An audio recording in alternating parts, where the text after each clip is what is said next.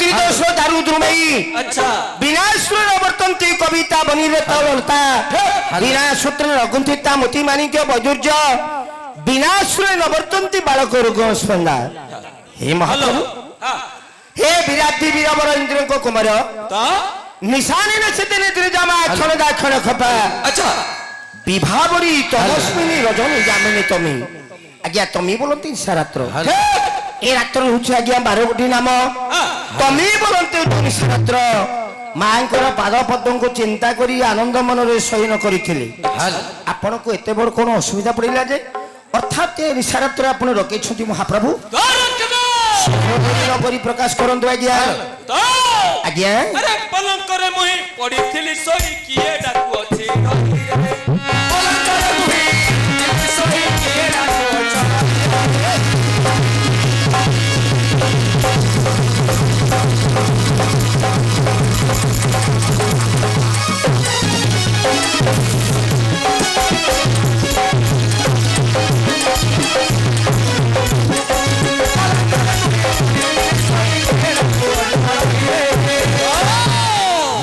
कृष्ण कैसे ओथमा मोरो दोसनम मर जाए खरी रे अरे निशाचरा के भरोसा तारा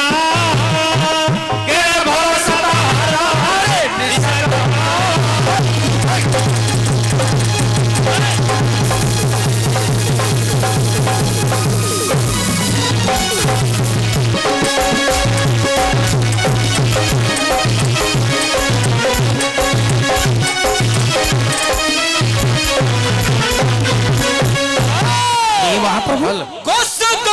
मारी सकत जल करी उधार गोसिया सहित मारी सकत जल करी उधार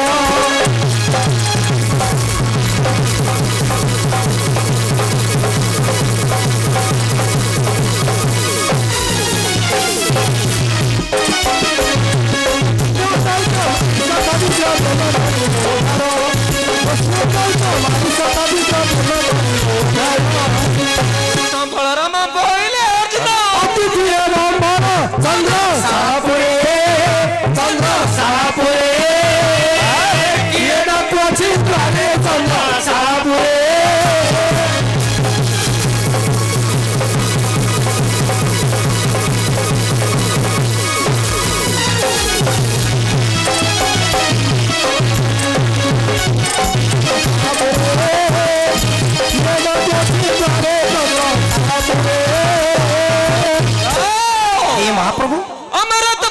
समर करिबा अमर कपुर समर करिबा समरत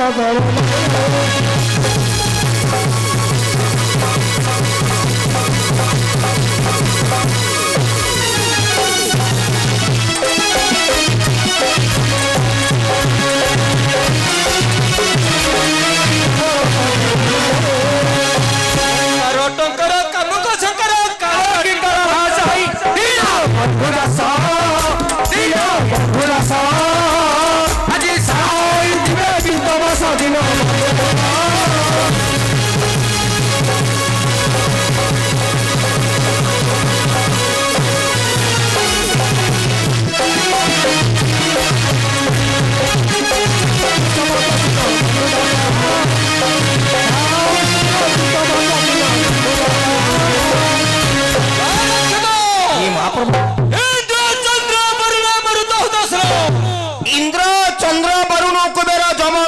तपन भास्कर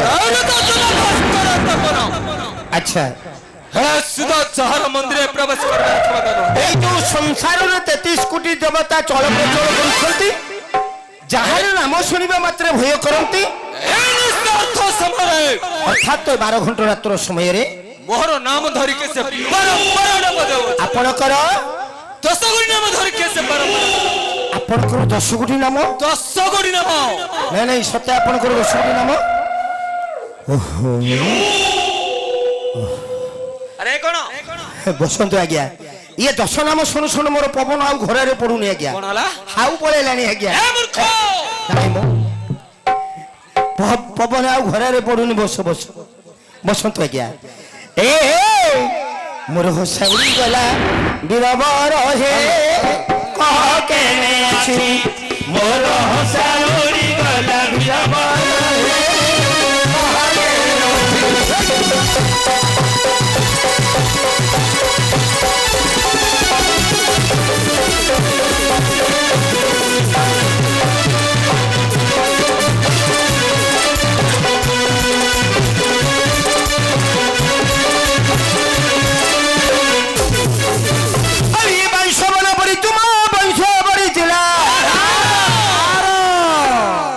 ରହେ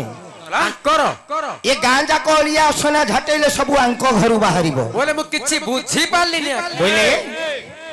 ଆଙ୍କ ପରିବାର ଟିକେ ଲମ୍ବା ଗହଳି ପରିବାର କଣ ବାଉଁଶ ପିଲ ଯେମିତି ତା କଣିକି ବଢି ବଢି ଚାଲେନି କି ହଁ ପାଞ୍ଚୁରା କରେ ଘ କଣ ହଉଛି ରେ ହେ ମହାପ୍ରଭୁ ଏପଟକୁ ଆସନ୍ତୁ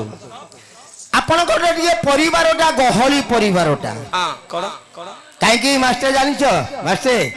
ଆଙ୍କର ପରିବାରଟା କେମିତି ଗହଳି ପରିବାର ଜାଣିଛ ହେଲେ ମହାପ୍ରଭୁ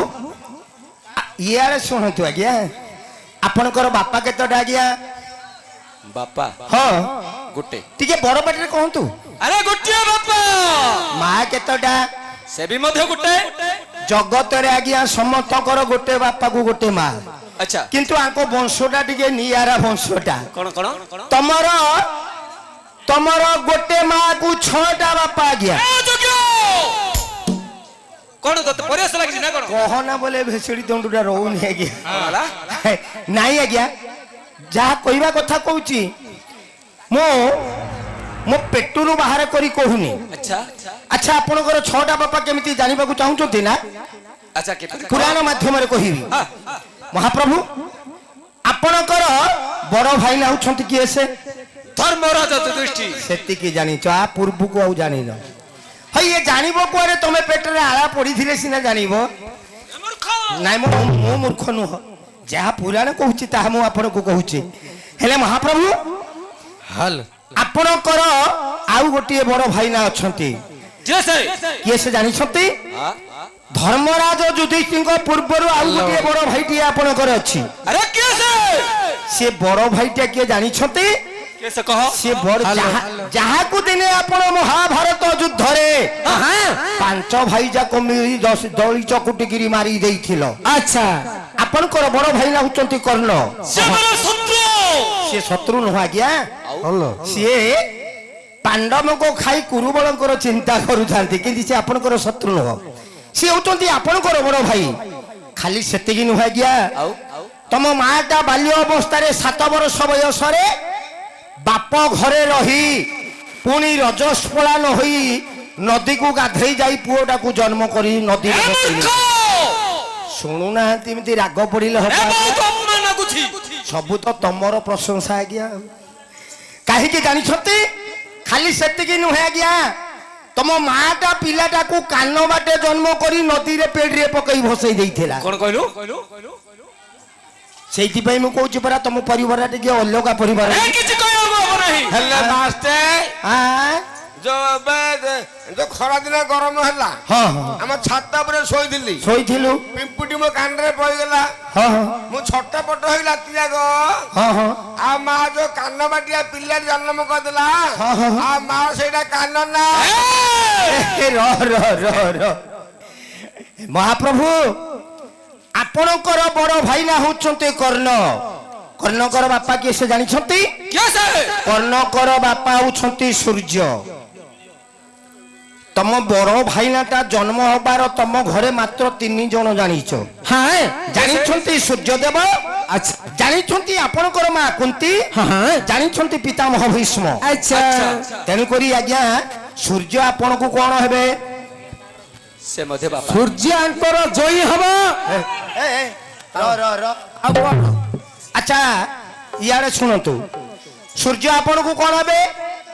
ବାପା ନାଇଁ ଯାହା କହିବେ ଟିକେ ମୁଁ କେମିତି ବଡ ପାଟିରେ କହୁଛି ସେମିତି ବଡ ପାଟିରେ କହନ୍ତୁ ଗଲା ଗୋଟିଏ ବାପା ଆପଣ ଯୋଉ କହିଲେ ଧର୍ମରାଜ ଯୁଧିଷ୍ଠିର ବୋଲିକି ଆଜ୍ଞା ଯୁଧିଷ୍ଠିରଙ୍କର ବାପା କିଏ ସେ ଜାଣିଛନ୍ତି ଧର୍ମ ଦେବତା ଧର୍ମ କଣ ହେବେ ଆପଣଙ୍କୁ ଆଙ୍କ ସଡୁ ଆଉ କଣ କହୁନାହାନ୍ତି ସିଆଡେ ତମ ଘରରେ ପୁଅ କହିଲା ସରୁ ଆଉ ନହେଲେ କହୁନି ଧର୍ମ କଣ ହେବେ ଆପଣଙ୍କୁ ଆଜ୍ଞା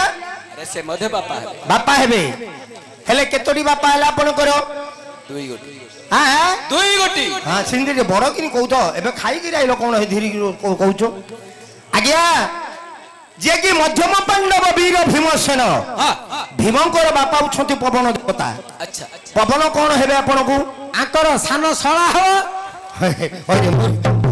ହରେ ମୂର୍ଖ ଜୋଟେଇକିରି ଥୋଇ ଥାଉଛୁ ନା କଣ ରେ ଆଉ ନହେଲେ କହୁନ ପବନ କଣ ହେବେ ଆପଣଙ୍କୁ ବାପା ହେବେ ହଁ ବାପା ହେବେ ହଁ ହେଲେ ମହାପ୍ରଭୁ ଆପଣଙ୍କର ବାପା ହଉଛନ୍ତି ଇନ୍ଦ୍ର ସ୍ୱର୍ଗାଧିପତି ଇନ୍ଦ୍ର ସେ ଇନ୍ଦ୍ର କଣ ହେବେ ଆପଣଙ୍କୁ ବାପା ହେବେ ହଁ ଯେ ର ର ର ରେ ର ତୋ ନା ହଁ ହେଲେ ମହାପ୍ରଭୁ ଖାଲି ଇନ୍ଦ୍ର କହିଲେ ତ ହବନି ସ୍ୱର୍ଗରେ 100 ଇନ୍ଦ୍ର ଅଛନ୍ତି ଆଚ୍ଛା ଏ 100 ଇନ୍ଦ୍ର ମଧ୍ୟରୁ ଆପଣଙ୍କର ବାପା କୋଉ ଇନ୍ଦ୍ର ଆଜ୍ଞା କହିବାକୁ ପଡିବ ହଁ ଆରେ ଦୁଷ୍ମନ୍ତ ରାଜା ଇନ୍ଦ୍ର ଆପଣଙ୍କର ପଣି ଗୋସାଇ ବାପା ହଉଛନ୍ତି ନହୁଷ ଇନ୍ଦ୍ର ନହୁଷ ଇନ୍ଦ୍ରଙ୍କର ପୁଅ ହେଲେ ଯଜାତି ଇନ୍ଦ୍ର ଆଚ୍ଛା ଯଜାତି ଇନ୍ଦ୍ରଙ୍କର ପୁଅ ହେଲେ ଦୁଷ୍ମନ୍ତ ଇନ୍ଦ୍ର ଆପଣଙ୍କର ବାପା ନା ଦୁଷ୍ମନ୍ତ ଇନ୍ଦ୍ର ଦୁଷ୍ମନ୍ତ ରାଜା କେତୋଟି ବାପା ହେଲେ ଆଜ୍ଞା 4 ଗୋଟି ବାପା ହେଲେ ମା କେତୋଟା ହେଲା ତମର ମା କେତୋଟି ଗୋଟିଏ ଗୋଟିଏ ମାକୁ 4ଟା ବାପା ହେଲେଣି ହେଲେ ମହାପ୍ରଭୁ ଯିଏ କି ନକୁଳ ଆପଣଙ୍କର ସାନ ଭାଇ ନକୁଳଙ୍କର ବାପା ହେଲେ ଅଶ୍ୱିନୀ କୁମାର ଅଶ୍ୱିନୀ କୁମାର କଣ ହେବେ ଆପଣଙ୍କୁ ଆଙ୍କର ସାନ ଜୋଇ କହୁନ ଅଶ୍ୱିନୀ କୁମାର କଣ ହେବେ ଆପଣଙ୍କୁ ବାପା ବାପା ହେବେ 5ଟା ବାପାକୁ ଗୋଟିଏ ମା ହେଲେଣି ଆଜ୍ଞା